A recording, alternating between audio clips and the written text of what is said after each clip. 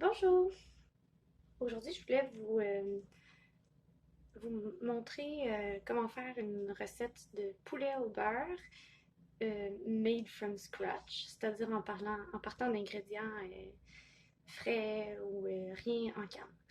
Donc, on va commencer par la première étape, c'est-à-dire faire mariner le poulet. La recette que je vous présente en ce moment, c'est une recette qui est basée sur la recette de butter chicken de la chaîne YouTube Get Curried. Je vais mettre le lien dans le bas du vidéo. Donc, on commence avec. euh, j'ai ici à peu près 1 kg de poulet. Vous pouvez prendre soit de la poitrine, soit de la cuisse. Moi, c'est des hauts de cuisse que j'ai coupés en petites pièces. Donc, on commence avec ça. Moi, je triple la recette parce que c'est vraiment une très bonne recette, puis je la fais pas souvent, donc quand je la fais en plus grande quantité, ça me fait des restants, ça se congèle bien, c'est parfait. Ok, donc, on a besoin de pâte de gingembre. J'utilise du gingembre haché et de pâte de purée d'ail. Donc, je mélange les deux. On a besoin de 3 cuillères à table en tout des deux. Donc, ce que je fais, c'est que je fais 3 demi-cuillères à table de chaque. Un, deux, ce pot-là est fini. Vous pouvez prendre vraiment n'importe quelle sorte. Là. Moi, ici, j'ai cette marque-là achetée dans un métro. Puis, j'ai celle-ci que j'ai pris au avril. Et je vais mettre le couvercle, qui est biologique. Même chose pour l'ail. J'en mets un.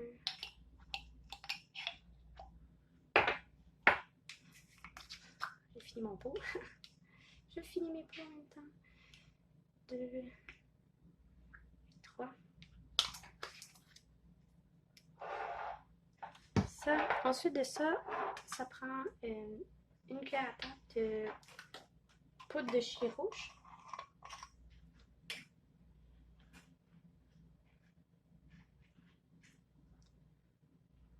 Pas une, excusez, 3. Je triple la recette. 1, 2, 3. Du sel au goût.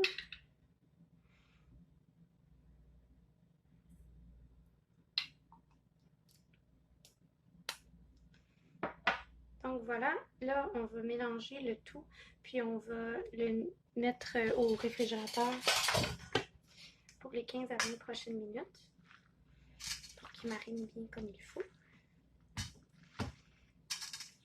Pendant que ça marine, on va s'occuper de faire la sauce de poulet au beurre qui est comme la meilleure sauce de l'univers. J'ai fait quelques petites modifications parce que je trouvais que ça goûtait pas tout à fait le genre de poulet au beurre que j'aime.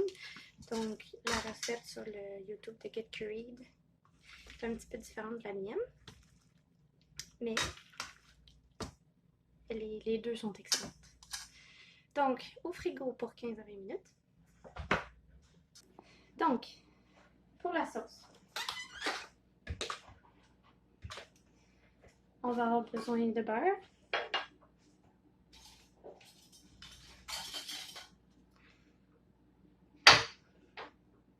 Puisque c'est du poulet au beurre, on met du beurre dans la poêle à la place de l'huile. Pas de gêne à avoir. Dans cette poêle-là, on va ajouter j'ai à peu près on ajoute des oignons. Moi, j'ai à peu près l'équivalent de 2 à 3 échalotes françaises dans ce bol-là. Ça me fait environ 150 grammes d'oignons. Vous pouvez en mettre plus, vous pouvez en mettre moins, c'est vraiment au goût. Moi, je préfère en avoir un petit peu moins parce que mon copain, il n'aime pas les oignons. Donc j'utilise des échalotes françaises à la place. Ça fonctionne bien quand même. Juste promener ça un petit peu.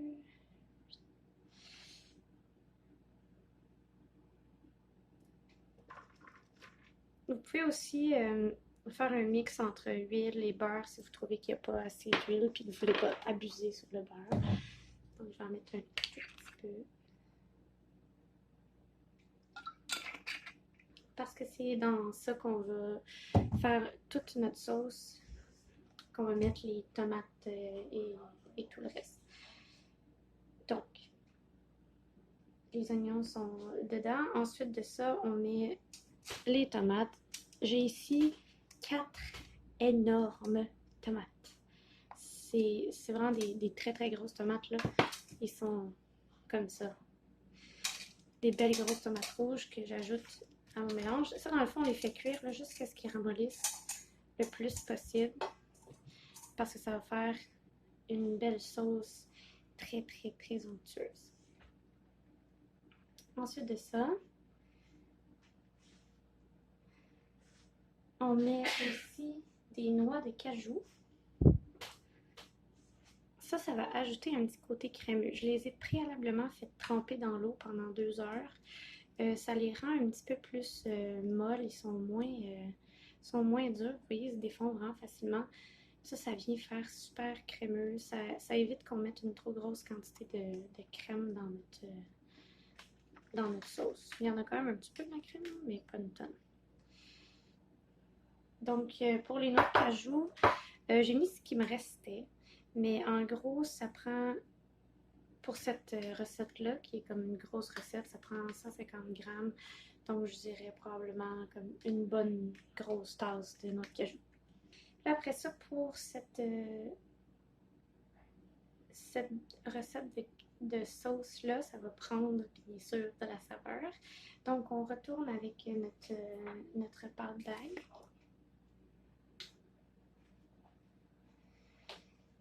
On va en mettre une cuillère à table. Mes cuillères à table, ils ne fitent pas dans le pot, hein, donc je prends des petites cuillères.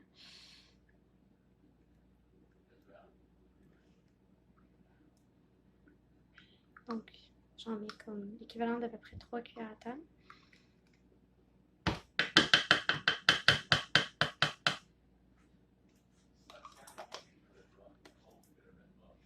On va aussi ajouter un petit peu d'eau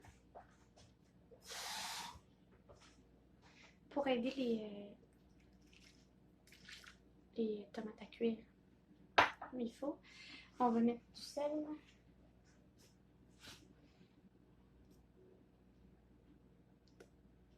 Je vais l'ouvrir, ça va aller mieux.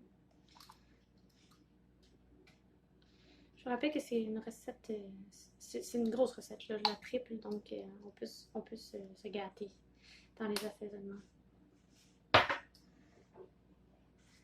Ensuite, ça prend du vinaigre de malt ou du vinaigre blanc. Moi, en ce moment, je n'ai ni un ni l'autre, donc j'utilise du vinaigre de vin blanc que j'ai sous la main. Je vais en mettre un peu moins que la recette en demande. Donc, je devrais techniquement en mettre 5 cuillères, mais je vais en mettre juste 4.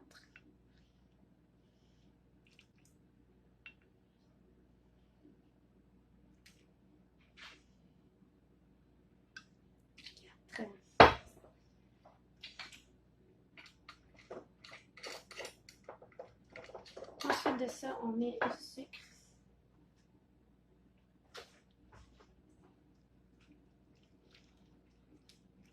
Un petit peu.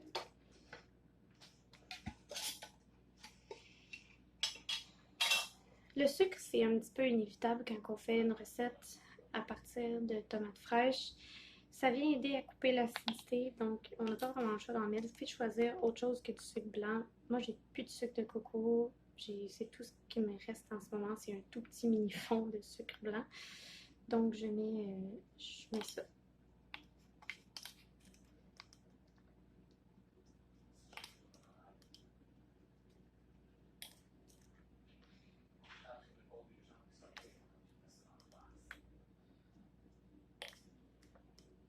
Je mets la moitié de ce qu'il demande en sucre. Il demande techniquement 12 cuillères. J'en ai mis 6.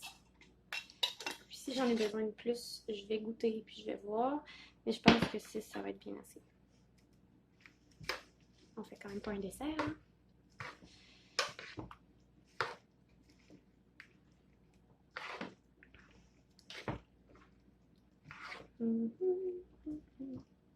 Ensuite de ça, on va ajouter les assaisonnements. Ça prend encore de la poudre de chili.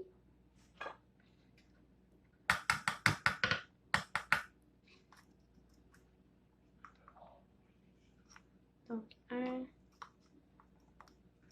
2, 3, 4, 5 et 6. Mon Dieu, c'est juste, hein? C'est la journée de finissage de peau.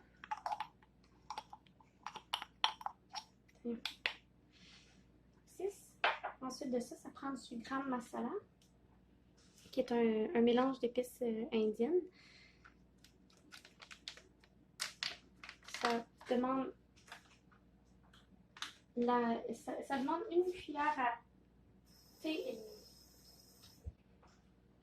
J'en mets un peu plus parce que je trouve que la recette de Get Curry n'en a pas assez dedans. Donc moi j'en mets 3. 3 cuillères à thé complètes.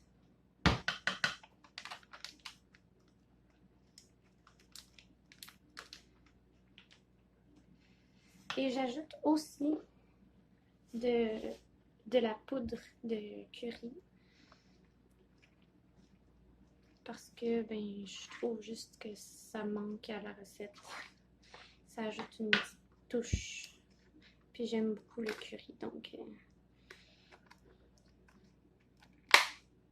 petit blouche partout.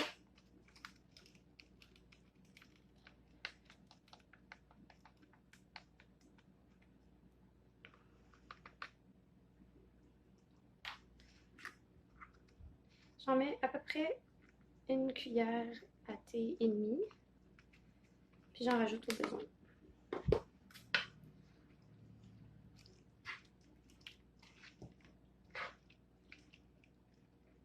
Ça sent déjà très bon. Donc on laisse ça cuire pendant 15 à 20 minutes. Jusqu'à ce que les tomates soient cuites. Qu'ils soient molles, puis que ça se défasse facilement.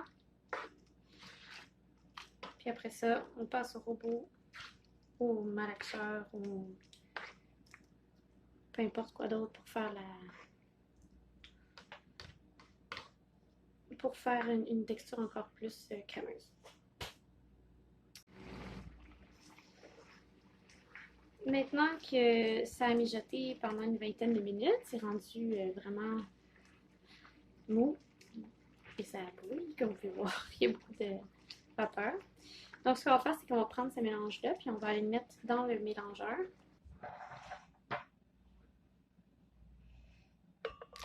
J'ai préalablement réchauffé mon mélangeur pour être sûr que le verre n'éclate pas. Je vais juste le mettre en dessous du robinet, en dessous de l'eau vraiment très chaude. Donc, on met toute cette sauce-là dedans. La moindre petite miette. Vous pouvez aussi le faire en mélangeur à main si vous en avez un. Moi j'en ai pas. J'ai un Magic Bullet, mais vu que je triple la recette, ça aurait débordé. En tout cas, il y en aurait eu beaucoup trop. Comme vous pouvez voir, il y en a déjà beaucoup dans ça. Alors, presque tout mis dedans. Bien plein. On va tout chercher.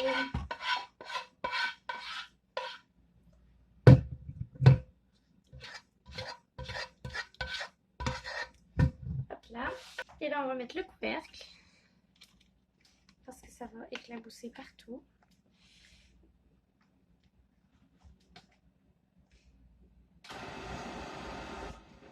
Et on part doucement.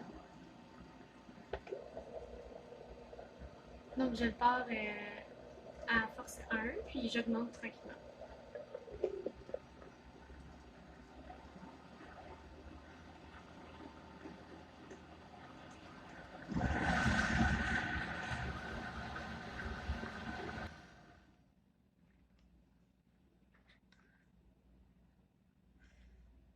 Alors, comme vous pouvez voir, la sauce a pâli. Là, par exemple, je trouve que elle n'est pas encore assez brassée, donc je vais juste donner un petit coup avec la cuillère pour la mélanger un petit peu. Comme ça. Puis je vais la repartir un petit brin. Toujours en partant de la force la moyenne haute.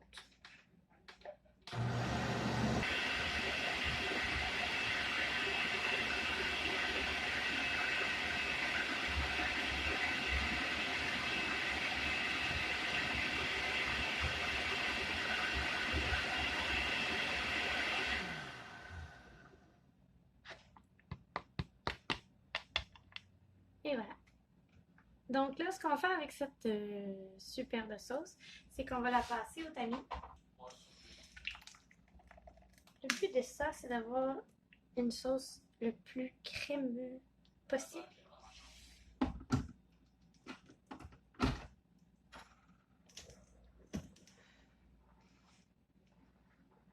Donc en la passant au tamis, on enlève tous les plus gros morceaux, puis ça fait vraiment une sauce très veloutée.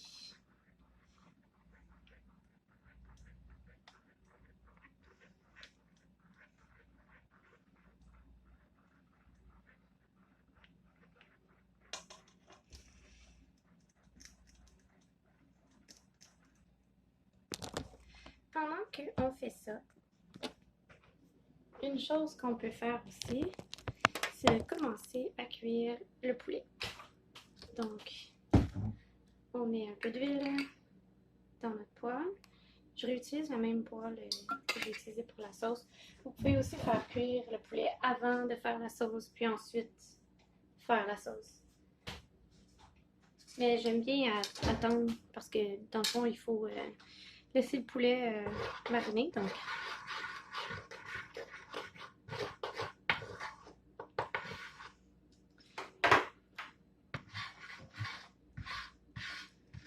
de l'huile partout. Et on met le poulet. Tiens. Le beau poulet qui est bien mariné. On le met dans la poêle avec l'huile. Et on fait cuire sans hésitation. Allez hop, tout dedans. Ce magnifique poulet mariné. Donc on peut laisser ça cuire tranquillement pendant qu'on s'occupe de du tamisage à côté.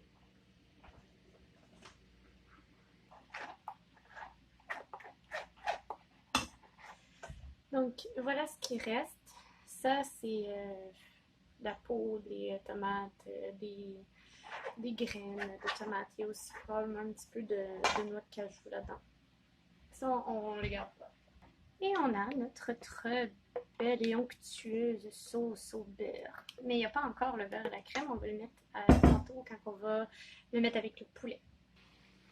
Là, on va se préparer à remettre la sauce dans le poulet.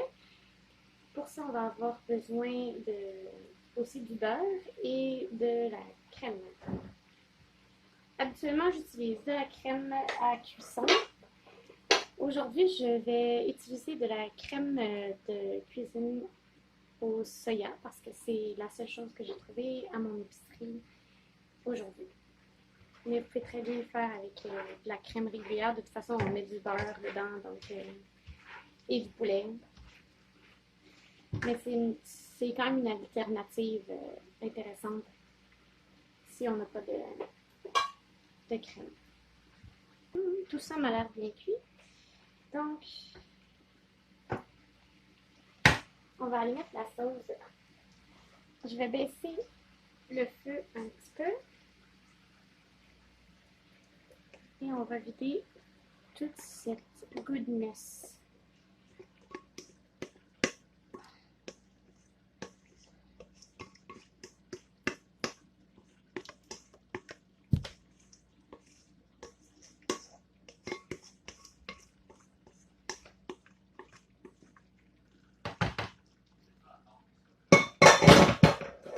Péting, péting.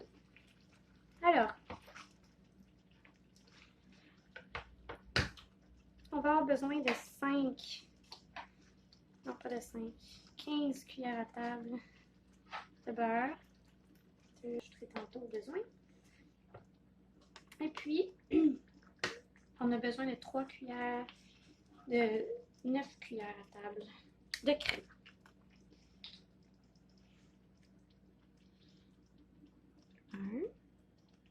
Et 9.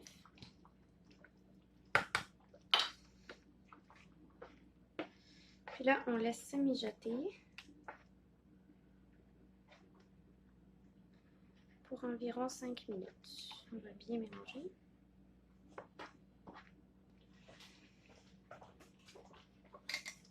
Donc, j'ai rectifié un petit peu l'assaisonnement. J'ai rajouté du gram masala, puis de la poudre de curry.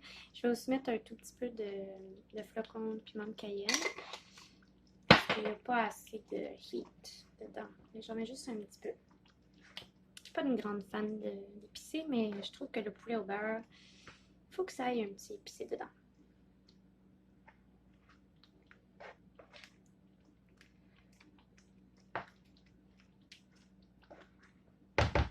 Et voilà, donc maintenant, il reste juste à le mettre dans un bol. Vous pouvez le servir sur du riz basmati ou le manger comme ça avec du pain nan. Du bon poulet au beurre maison, la meilleure recette du monde.